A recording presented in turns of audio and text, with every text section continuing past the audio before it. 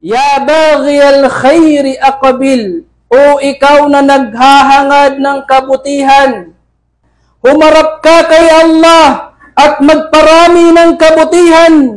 Huwag kang magtamad-tamaran, sapagkat ang buwan na ito, buwan ng Ramadan, ay punong-puno ng pag-asa. Pag-asa sa kapatawaran ni Allah subhanahu wa ta'ala, pag-asa sa habag at awa ni Allah subhanahu wa ta'ala, pag-asang makabawi sa mga pagkukulang natin sa pagsamba kay Allah subhanahu wa ta'ala, pag-asang tuluyan ng makapagbalik loob kay Allah subhanahu wa ta'ala, pag-asang makapagbagong buhay mga kapatid sa pananampalatayang Islam.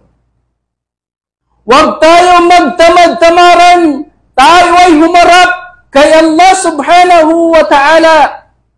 Humarap tayo sa pagpaparami ng kabutihan sa buwan na ito, sapagkat ang buwan na ito ay mas dinodoble nito ni Allah subhanahu wa ta'ala ang kanyang mga gantimpala para sa silang mga gumagawa ng kabutihan sa buwan na ito. Huwag tayo magtamad-tamaran, tayo ay humarap kay Allah, humarap sa pagpaparami ng kabutihan, sapagkat ang buwan na ito ay binubuksan dito ni Allah subhanahu wa ta'ala ang mga pintuan ng paraiso at kanyang ipinapasara, kanyang isinasara ang mga pintuan ng impyerno para sa mga silang naghahangad at nagsusumikap sa kabutihang ikinalulugod ni Allah subhanahu wa ta'ala. Sa buwan na ito mga kapatid sa pananampalataya, ginagapos dito ang mga satanas, ginagapos dito ang mga pinuno ng mga setan. Ang kanilang mga galaw ay humihina sa buwan ng Ramadan. Humihina ang kanilang puwersa, humihina ang kanilang lakas sa pagliligaw sa mga alipin ni Allah subhanahu wa ta'ala. Kaya pagkakataon natin ito mga kapatid, pagkakataon natin para matalo natin si Satanas. Kung hindi natin dito matalo si Shaitan sa buwan na ito na kung saan mahina ang kanyang puwersa, kailan natin siya tatalunin mga kapatid? Waya baghiya syarri aqsir.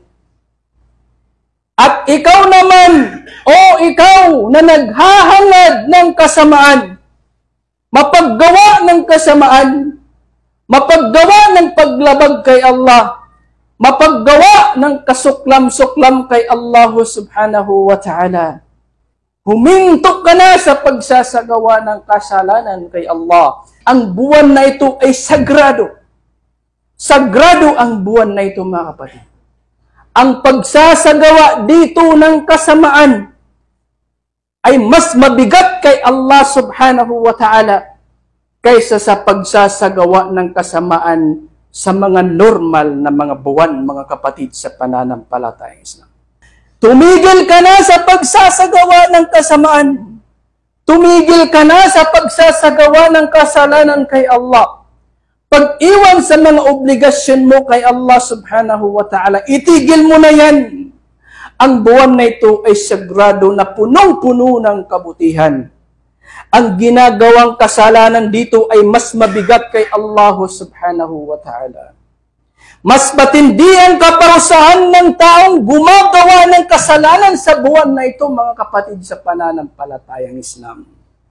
Ang paggawa ng kasalanan sa buwan na ito ay tanda ng kawalan ng pagpapahalaga at respeto sa kasagraduhan ng buwan ng Ramadan. Ang pagsasagawa ng kasalanan sa buwan na ito ay kabilang sa mga pagmamaliit sa mga sagisag ng Islam. At ang buwan ng Ramadan ay kabilang sa mga malilinaw, hayagang sagisag ng relihiyong Islam.